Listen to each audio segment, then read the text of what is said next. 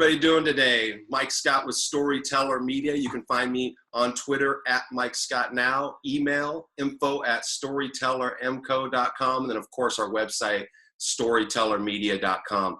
All right, guys, so I'm excited to come talk to you this week. I'm actually bringing on a guest.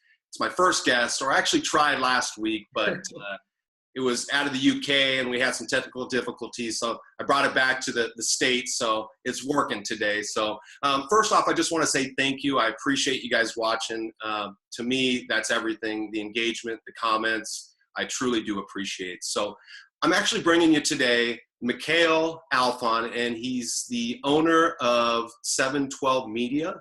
And you're in Southern California, right? Yeah. So it's nice that you brought it from the UK back to California. Let's represent that first.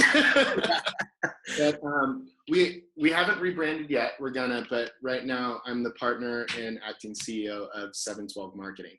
Okay, great. Tell us a little bit about what you do. I know we're kind of in the same type of business. We just had a conversation, but it's always interesting to kind of hear what other people are doing, and everybody's kind of has their own twist. So talk a little bit about your company and what you guys do. For sure. 712 Marketing started about 3 years ago, closer to 2.5, but about 3 years ago. And it really came from just wanting to do the right thing for people. I actually used to work at, it's funny, I brought up Yodel when we were talking. I used to work at one of those, sorry to say it, chop shop local SEO places in sales, and I worked in operations over there. And the longer I worked there, the more I realized nothing was actually being done for the clients that they had or the customers that they had. And so I met up with my best friend of 17 years now at a bar, and I was just like, I'm tired of this. I'd like to start a company called 712 Marketing, and we'd focus on social media marketing. And then literally we took a shot of whiskey and he was like, let's do it. Where does 712 come from? 712 is actually out of the book of Matthew, and it says, so in everything, do unto others as you would yourself. Okay, love it. Yeah, I love it.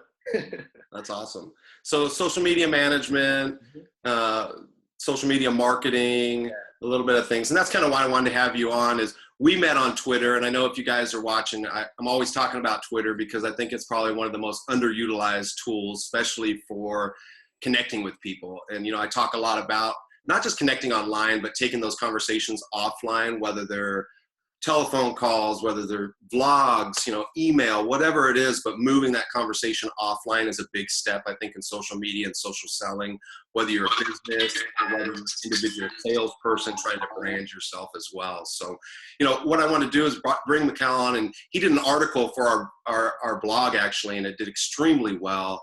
I think we've got over 5,000 page views on the blog on our website so far. We've got a ton of retweets, ton of shares. So it's been great. So I want to bring him on and kind of pick his brain a little bit. And as you guys know, it's not just talk about kind of overall fluff type stuff, but what can you actually use in your business, or if you're an individual salesperson, what can you use on a daily basis to be successful on social media? So I'm just going to kind of throw it over to you and see what you got for us. Yeah, you know what? You left off before we started recording about salespeople, and that's actually something that I've been really passionate about lately. Is everybody creating a personal brand for themselves. But what blows my mind is people in sales, like real estate agents or insurance agents, or just even if you work for another company, they should already be creating their personal brand. So let's say, for example, you're I always use the fitness one. That's always the easiest for me. And I think I keep saying it because I need to get back in the gym. But like even if you were working at one of the big places, like let's say 24-Hour Fitness or LA Fitness or anything like that, content should be created on your Instagram, on your Facebook or whatever about what you do. And you can already be training people online on like the best way to train for a 5K marathon, or this is what your meals plan should be if you want to lead up. You can create videos, you can create, video blogs like this one, or even just like post a picture on your Instagram of your food because everybody does it, and put the recipe on there and make it a thing on every single post. Like that is what you are about if you're passionate about it. And then anybody listening right now, please put your descriptions up in your Instagram and your Twitter. Like let people know what you do, because it's funny. Like you'll see like John Smith and it looks like he works out a lot, and he looks like he's a personal trainer, but nobody really knows. Yeah. I just did a vlog and blog last week on the 3 mistakes people make, and that's probably one of the biggest ones is their bio and their biopic. Like, it doesn't describe what you do. Yeah. It blows my mind, and it's cool because I think you can create an Instagram like business page. Sure. And somebody can just click to contact you right there, and it makes it super easy. But I think that's the biggest thing is like, if you make your life is already about that. And now it's just kind of about documenting it and taking a little extra time to put in the recipe or put out what the regimen does or something like that over time. And if it says that you are in fact a personal trainer on your thing, somebody eventually will ask you for at least advice. Yep. And I like to believe that in my heart of hearts and everybody else, that if you are in sales and if you are in service, you are actually about service. So sometimes the ROI is a new relationship. And that's how it has to start. And even, if you are a personal trainer, all your businesses should start on a good relationship and then monetize it, not monetize it and then build a relationship. It doesn't make sense. That I think you hit the nail on the head, because that's the biggest thing I see. I know you mentioned to me before, like, how it was cool that even if I have a big following, I'm still taking the engagement. And you've got to, I answer hundreds of questions, and like I said, 90% of them aren't clients of mine, may not be clients, but maybe I just got a DM the other day of a guy I talked to a year ago who has grown his following on Twitter and engagement, and he's made a full business out of it. And I just talked to him for 30 minutes a year ago, and he sent me a message back like, wow, thank you, call me a mentor and all this stuff. And it takes just a little bit of time. And you know what, as far as from again, like you said, your heart to heart, help people out. But as far as from a business aspect, whether that's helping directly our business or it's just putting that goodwill out and putting our name out there, you can't beat it. But you've got to do that, right? It's so true. And so from a business level, it's like, okay, you helped one person that maybe never pays you anything. Yep.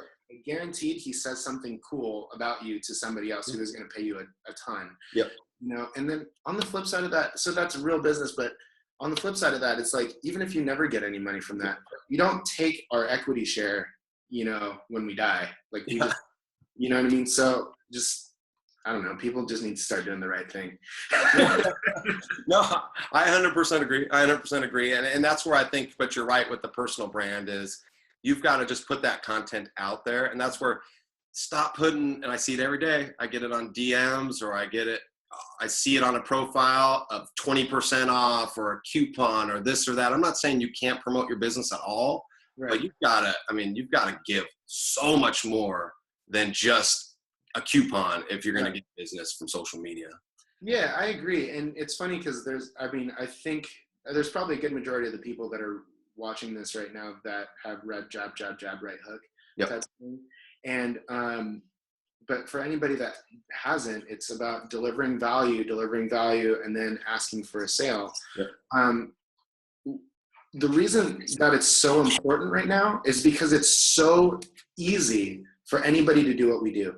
Yep. Like, I could literally just start posting content myself about meal plans, workouts, the best running shoes. These are ideas for any of the people, the best running shoes for a marathon or anything like that.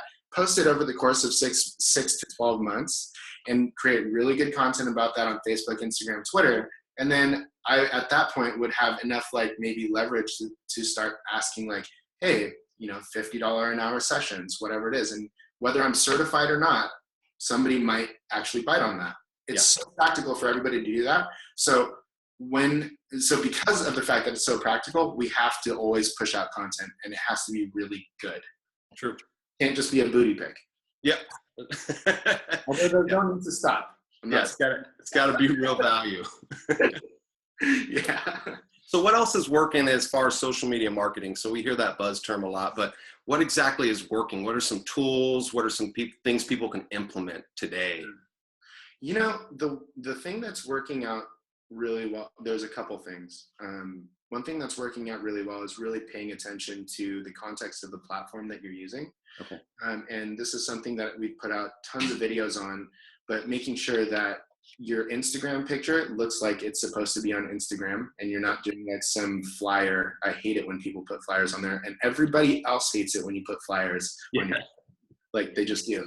So, you know, making sure that your pictures look native, that your videos, you know, on Facebook, for example, have some sort of text overlay because sound isn't playing, things like that. So really paying attention to the context of the platform. I think there's too much of like the automation going on that when I do an Instagram photo, it instantly goes to Facebook. There's no reason for people to follow you on both platforms, even on a personal level, and I've heard this come up a lot. So paying attention to context. More importantly, not more importantly, but what's really important too is go through like your Instagram, for example. And if you are a personal trainer, then go on to the other personal trainer in I'm in Orange County, California, California that has any sort of following or any sort of engagement, and start engaging with their users. That's your customer base, is your competitors. Engage with them in a real way. Like, don't automate your thumbs up, which we all get too many times. You know what I mean? And let them know that you're rooting for them, I think, if you really mean that, because people can smell, people can smell when you're being fake from through your phone, right? So engaging with them and then really developing relationships with them. And I know that sounds so cheesy, and I feel like, and maybe it's just because I'm in that ecosystem that it gets said so many times, but I haven't been in business for very long.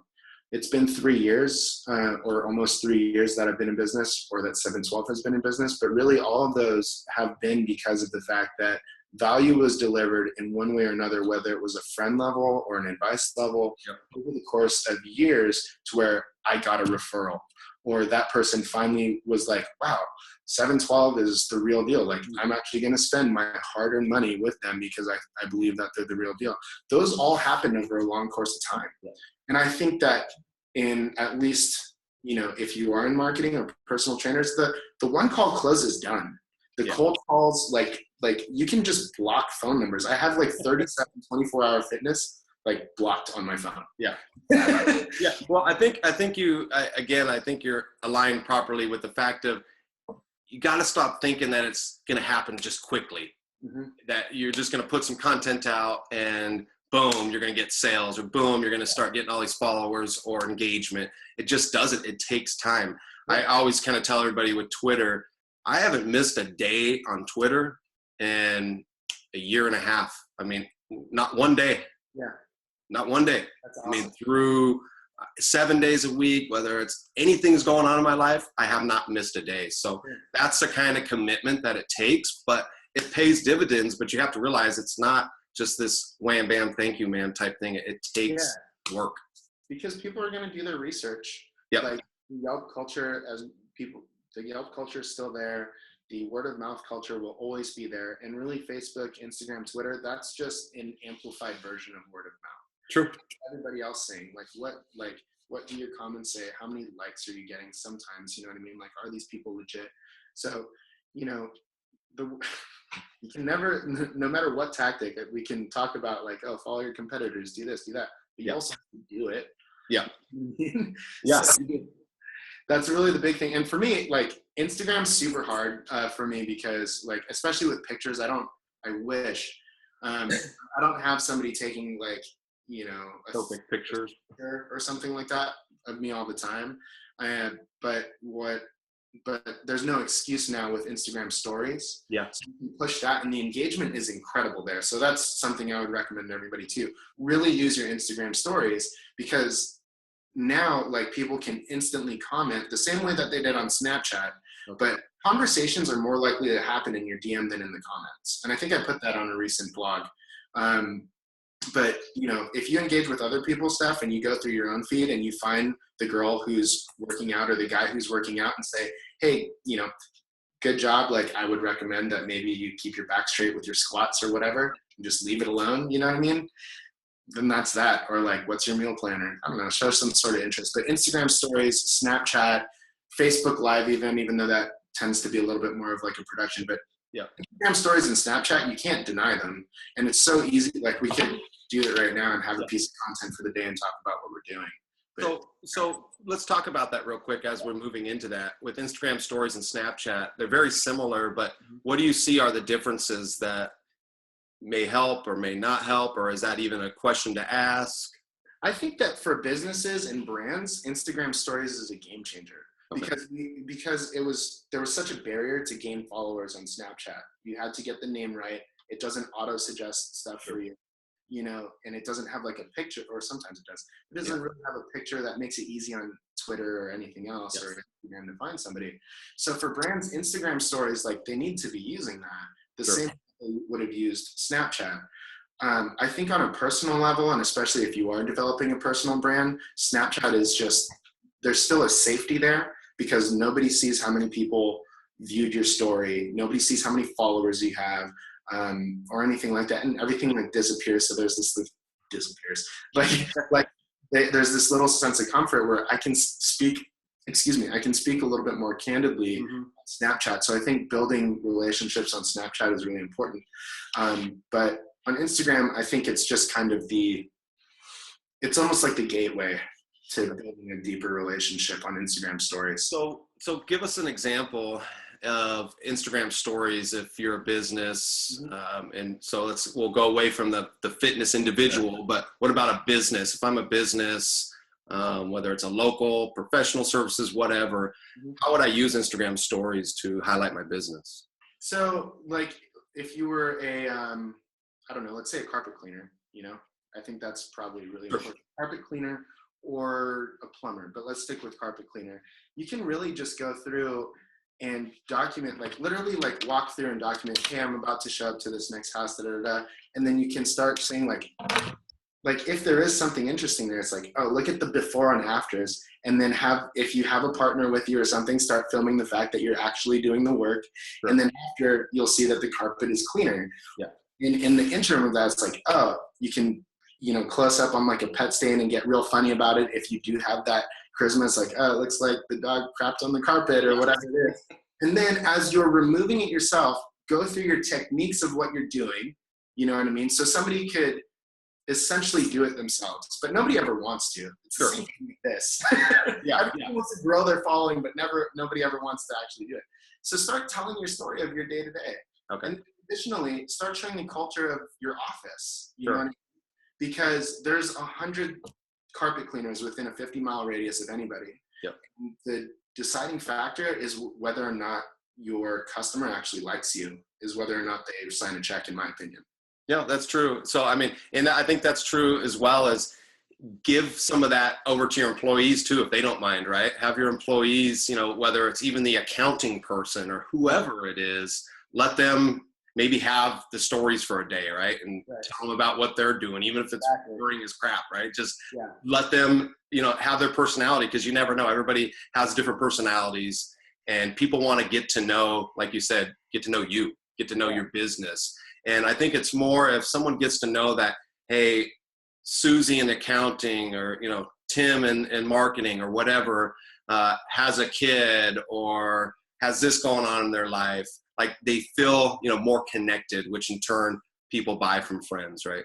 Yeah, and it's funny, even with you and I, Mike, it's like we hopped on this call and it was like, okay, you're a real person. But after that, we didn't even like play catch up or like, who are you, what do you do? Because we've maybe both built, like, I hate to speak for myself, but like we've maybe both built like a good enough brand or made it apparent about what we do, where it's like, cool, so what have you been up to in the last 6 months? Yeah, exactly. No, that is cool, because you don't only think about that, right? Is that we just kind of started talking because we know we both, and that's the same thing. I think it goes back to, to the beginning of setting up your kind of bio and your pick and setting up things properly, because people do, when they see your content, they're going to want to learn more about you. So they're going to come back in and see what you do. So probably like we both did with each other, we learned more about each other online, watched what each other were doing. I watched some of your YouTube stuff. And so we kind of got to know, I'm like, okay, this guy knows what he's doing. I'd love to chat with him some more. So that is pretty neat. Yeah, it's really cool. So yeah, I think in addition to all of that stuff, I think that it's also really important. Consistency is really important. Even if you don't, for Instagram stories and Snapchat, even if you don't feel like it's the best like stuff that you can put out, consistently is consistency is important, because you're going to stay up on people's feeds more. And that's super tactical. You're going to stay up on people's feeds more, and you're always going to stay in that person's mind. You know what I mean? So I think that also needs to be a big part of it. If you're putting up one Instagram story or one Instagram post like a week, you're forgotten. You really have to do like every day something. Yeah, and I think each platform's a little different, but I think that's a good thing kind of for us to leave on, is talking about that consistency piece, is that it's everything. Like I said, I missed a day of Twitter in, how many days? Over 400 days. So I think that's the biggest thing. You're right, is not only giving that value, but also consistently giving that value. Yeah. And there's going to be days you don't want to do it. There's going to be days, or you can hire somebody like us, right? Yeah. And even so, I mean, there's going to be days that you got to stay consistent. But one of the things that I always use it as, and one of the things that I put in, is I do success quotes as well. And kind of cheesy, a lot of people do them, but you know what? I do them for audience, and I do them for myself too, because there's some of those days that are tough for me to get through. But when I'm searching for a quote that I think that people would resonate, that kind of helps me uplift myself and continue to go on as well. So it's very true. Post with positivity all the time. Yep. I do the same thing, so I can't even, you know that. Yeah, I do know that. So anything you want to leave us with? I know we kind of went over some, I think to recap a little bit, we went over making sure you have a good bio, making sure that you're being consistent. I mean, what else can you just leave us with? I know you just gave us a lot of great content and a lot of great examples, but maybe a lasting thing that people can, and something that people can use like today. What's a tool that you use? Something that people can use today is Canva is really nice. Okay. Yes. And I think it's only $10 a month or something like that. There's a free version of it too. Yeah, there's a free version, but Canva, you can create all of your memes, your inspirational graphics, things like that.